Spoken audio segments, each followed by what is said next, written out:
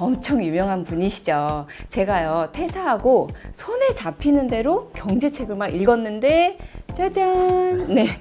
경제 읽어주는 남자. 네. 경제를 아주 쉽게 풀어주시는 경제 읽어주는 남자, 김광석 교수님을 모셨습니다. 박수 한번 주시죠. 안녕하세요. 네. 인사할까요? 네, 간단히 소개 부탁드릴게요. 안녕하세요. 경제 읽어주는 남자 김광석입니다. 반갑습니다. 요즘 코로나 때문에 네. 또 코로나가 또 더 심해져가지고 난리인데 네. 코로나 이후 이 경제 전망 어떻게 보시나요? 코로나19의 충격으로 인해서 사실 2020년 한 해는 그냥 혼돈의 도가니였죠. 여러분 다 동감하실 거고요. 네네. 그 혼돈 속에서 2021년 경제는 상당히 회복되는 모습 속에 있어요. 네. 그 회복되는 모습을 보여주는 가장 중요한 지표 중에 하나가 이 심리 지표인데 소비자 심리, 소비 심리 지수, 그리고 기업들의 심리, 기업 경기 실사 지수 이런 것들이 코로나19 이전 수준으로 돌아왔어요. 이게 뭐냐면 코로나19가 장기화되다 보니까 네. 물론 확진자가 최근에 좀 늘어나면서 불안하긴 하지만 어쨌든 뭐 코로나19 안고 가는 거예요. 처음에는 뭐 교육 산업 같은 경우도 다 셧다운되고 뭐 항공 물동량 다 멈춰서고 제조도 셧다운되고 뭐 난리가 났었는데 지금은 사실 경영이 다 정상화됐고요. 교육도 예를 들어서 방법만 바꾸는 거지 정상화해 나가고 있는 거예요. 언택트로 전환한다거나 뭐 그런 식으로 모든 경영 활동들이 정상화되고 기업들이 또 이때 투자 안 하면 어디다 투자하냐, 이때가 투자 적기다 하면서 또 적극적으로 투자 의사 결정하고 뭐 그런 것들, 그리고 각 국가의 재정 운용 개혁인 거죠. 이제 재정 지출이 또 집중되면서 미국도 이제 2조 달러 썼다고 했잖아요. 그런 것처럼 적극적으로 경기를 부양시키는데 재정을 막 투입해 나가는 그런 과정에서 2021년 경제가 코로나19 끝나지도 않았는데 뚜렷한 회복세가 진전되고 있다. 물론 이 영상을 보시는 분들이 소속되어 있는 지역이나 주로 영위하는 산업이나 이런 것들이 다 달라요. 그렇기 때문에 덜 체감될 수도 있는데 평균적으로는 경제가 뚜렷하게 회복되고 있고, 또 중요한 것 중에 하나가 수출이에요. 왜냐하면 우리나라처럼 그 이상으로 미국이라든가 중국도 그렇고요. 그 이상의 어떤 속도로 제자리로 돌아가고 있어요. 대외국들이 돌아가면 역시 우리나라가 중국의 한 26% 수출에 의존하고 있고 전체 수출의 한 13, 14% 미국에 의존하고 있는데, 이런 나라들이 경기가 제대로 굴러가다 보니까 우리나라 수출 수요가 크게 늘어나죠. 특히 그 수출 수요 중에서도 반도체 수요가 엄청나게 늘어나고 있죠. 반도체가 동이 나가지고 완제품 생산에 차질이 있는 단계예요. 맞아요. 그래서 이제 지금 삼성전자 주가도 이제 긍정적으로 나오는 거고 이런 모습들이 나오는 겁니다. 그런 것처럼 이제 세계 경제가 코로나19가 장기화 되더라도 그냥 안고 제자리를 걸어가는 모습, 그러면서 경제가 뚜렷하게 회복되는 경로하에 있다, 이렇게 볼 수 있겠네요. 저는 이제 남편이 항공업에 있다 보니까 아직도 많이 어렵구나, 힘들구나, 언제 회복될까 이렇게 생각을 했는데 오늘 교수님 말씀을 들어보니까 많이 회복이 되었다 이렇게 말씀을 해주셨고요. 너무 좋은 포인트인데요. 그러니까 산업이 모두가 똑같이 제자리로 돌아오는 건 아닌데 특히 그런 코로나19의 직격탄이 된 산업, 그런 산업을 특별히 대면 서비스업이라고 해요. 대면 서비스업, 하이 컨택 산업이라고 하는데, 하이 컨택 산업들 중에서도 말 그대로 방금 말씀하신 항공업, 면세점업, 그리고 관광업, 이런 종류의 산업은 아직도 그 자리에서 돌아오지 못하고 있고요. 또 대면 서비스업들의 충격이 컸는데, 대면 서비스업 중에서도 일부의 산업들은 뚜렷하게 반등하고 있는 모습, 그런 것들이 여러분들이 어떤 산업에 영위하고 있느냐에 따라서 체감 경기가 다를 수 있거든요. 그러나 누차 말씀드린 것처럼 평균적인 총합의 경제는 제자리로 돌아오고 있다, 이렇게 생각하시면 좋겠습니다. 정말 희소식인 것 같아요. 자, 요즘에 백신 맞고 있잖아요.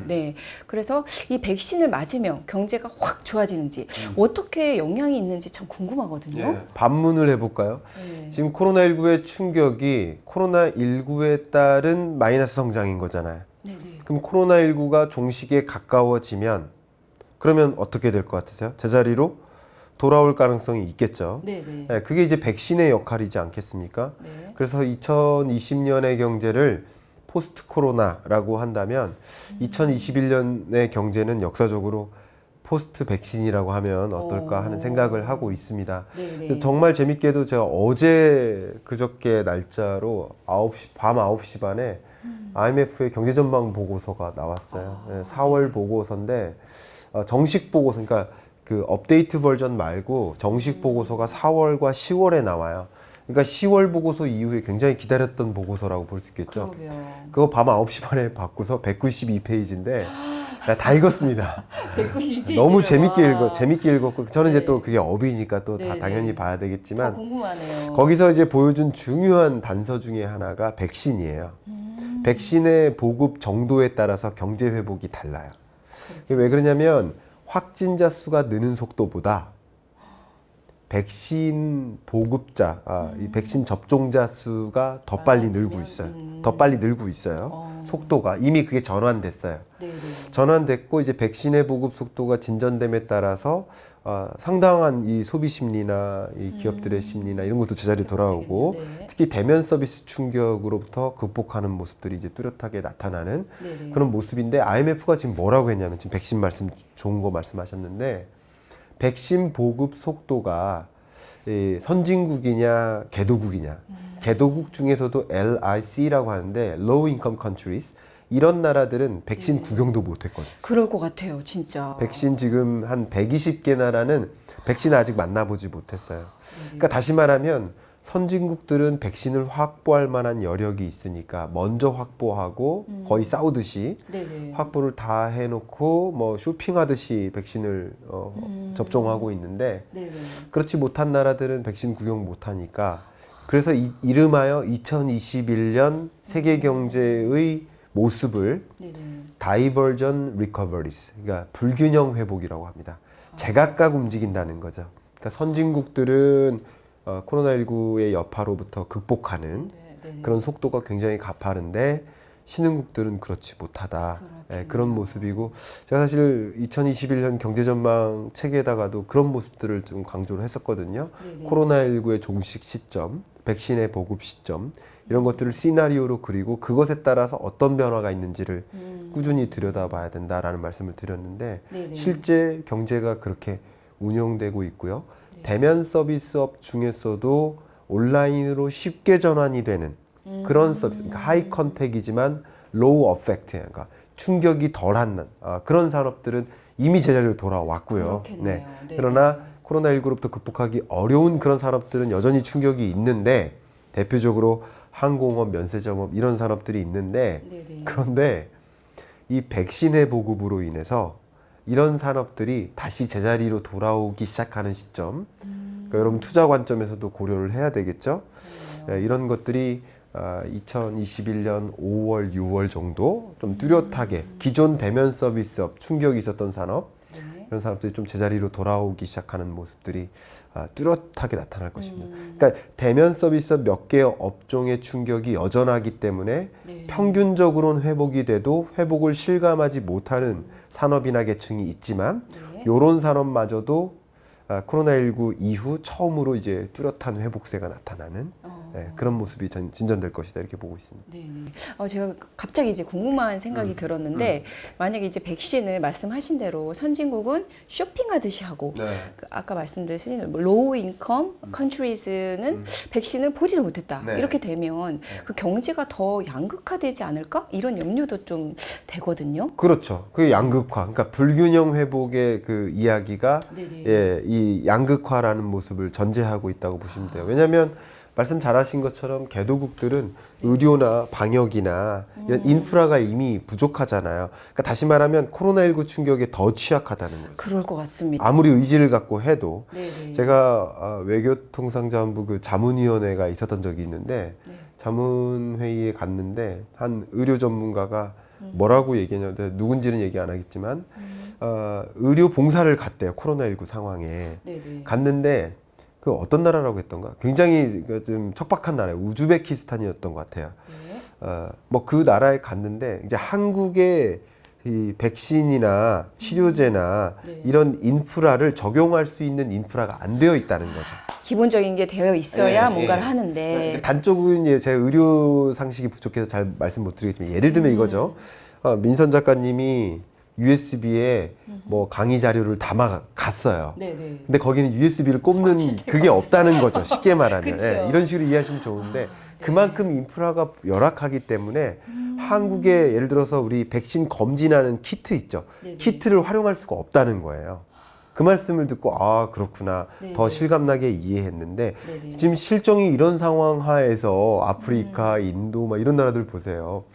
그런 상황 하에서 백신의 보급도 더디기 때문에 예, 당연히 백신 양극화, 이 불균형 회복이 진전될 수밖에 없죠. 그러네요.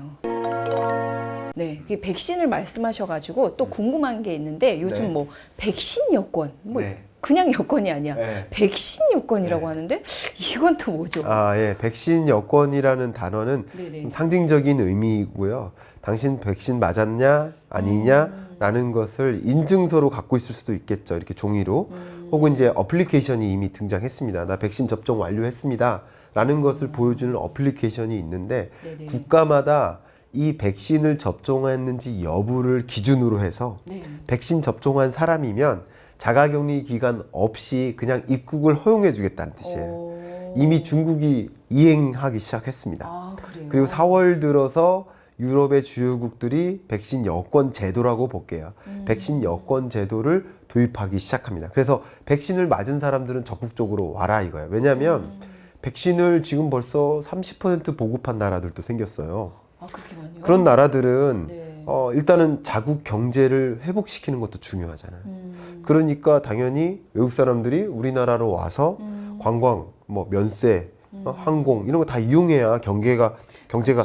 되살아나잖아요. 네네. 그런 것들 특히 관광 산업에 의존하는 비중이 높은 국가일수록 더 그럴 거 아니에요. 그렇기 때문에 오히려 권장하기 위해서 유치하기 위해서 네네. 예, 그 백신 여권 제도를 도입해 나가는 것이고요. 네. 중요한 거 한 가지 말씀드리면 우리나라의 해외 관광객 그리고 우리나라로 오는 해외 여행객, 한국 여행객 네. 이들의 숫자가 코로나19로 인해서 그냥 레벨이 이렇게 다운됐거든요. 2020년 한 11월 달인가요? 네. 모두 투어 하나 투어의 매출액이 몇 퍼센트 급감했을까? 그냥 한번 아무 숫자나 찍어볼래요? 몇 퍼센트? 거의 없을 것 같아요. 그래도 몇 퍼센트 급감? 80%? 80% 급감? 네네.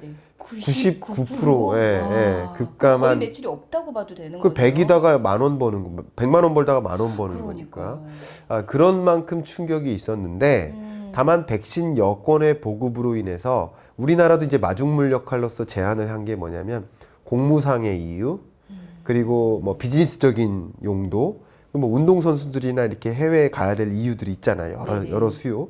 그런 사람들에게 우선적으로 백신을 공여해 주겠다라고 선언을 했어요. 우리 정부도. 네네. 일종의 백신 여권 제도를 도입하는데 마중물 역할을 하는 거죠. 네네. 물론 백신 여권을 도입하는 것에 대해서 상대적으로 특히 어떤 국제 기구들은 굉장히 비판적으로 보는 경우도 있어요. 너무 양극화를 더 심각하게 만든다라는 거죠. 그럴 수 그렇기 있겠네요. 때문에 이제 뭐 인류의 평화를 생각하는 사람들은 백신 여권 제도를 불편하게 생각하는데 중국이 이미 단행했고 예. 또 유럽의 주요 선진국들이 자국 우선주의로 그런 것들 제도를 도입해 나갑니다. 왜냐하면 네. 자국 경제라도 회복되니까. 그렇죠. 이런 것들이 백신의 보급 속도를 더 빠르게 만들 거라고 보고 있어요. 제 네네. 생각에는. 네네. 쉽게 말해서 백신 꺼리고 이거 나한테 문제 있는 거 아니야, 죽는 거 아니야 이런 생각들 많이 하시지만 네. 백신의 접종 속도가 더 가속화되는 거야. 1년 동안 2년 동안 골프 여행 못 갔는데 나 이참에 빨리 백신 맞고 가고 싶어. 그런 민간의 수요가 크게 집중되면서 백신 보급 속도가 당겨지는 거죠. 그렇겠네요. 그러면서 여행 산업 그리고 관광, 면세점, 네. 항공 산업 이 코로나19에 직격탄이 된 이런 업종들이 2021년 한 6월, 5, 6월 정도에 뚜렷한 회복, 관광객을 비롯한 그 반등하는 수요가 일어나는 거 네네. 이런 거 이미 주가에 반영되어 있습니다. 아. 그러니까 이런 것들을 염두하고서 주식 투자 의사 결정을 해야 된다는 거죠. 왜 그냥 경제를 닫아놓은 채 투자하려 하느냐 이거죠. 경제를 네. 모르고 투자하는 일은 눈을 감고 운전하는 것과 같다. 제가 늘상 맞아요. 반복하잖아요. 네네. 예, 눈을 감고 운전하면 안 되겠습니다. 네, 제가 최근에 항공주를 보고 있는데 네. 이게 계속 올라가더라고요. 그래서 네. 아니 뭐 그렇게 특별한 이유가 없는데 왜 올라갈까 했더니 이제 교수님 말씀하신 대로 이런 뒷배경이 있었기 때문에 그렇죠. 주가가 올라가는 거였습니다. 예, 그래서 예. 우리가 경제를 네. 반드시 알아야만 네. 재테크도 제대로 할 수 있다는 거죠. 이 주식 투자라는 것은 경제에 투자한다는 뜻인데 그렇죠. 근데 왜 경제는 안 보고 주식 지표만 보고 있냐 이거죠. 그러면 주식 가격이 올라갈지 떨어질지 나오냐고요. 그렇죠. 절대 나오지 않습니다. 네. 거기 보고 있으면 답이 나오나요? 그러니까 경제를 보면서 앞으로 뭐가 유망할지, 앞으로 어떤 변화가 있을지를 들여다보면서 네. 그 변화에 투자하는 게 주식 투자예요. 네, 그 변화를 들여다보지 않은 채 그냥 막연히 네, 주식 차트 보면서 누가 뭐라고 하니까 투자 맞아요. 그거 좋은 방식이 아닙니다. 네, 네. 네, 그건 투자에 대한 때문에- 이야기는 아마 네, 이어지는 네. 시간에 좀 할 필요성이 있지 않을까 생각되네요. 네. 자, 이렇게 해서 우리가 코로나 이후에 경제가 어떤지, 네, 궁금한 부분을 한번 짚어봤고요. 다음 시간에는 그러면 경제를 조금 알았다면 우리가 투자에 대해서 또 궁금한 게 많죠. 네, 다음 시간에는 투자에 대해서 한번 얘기를 해보겠습니다.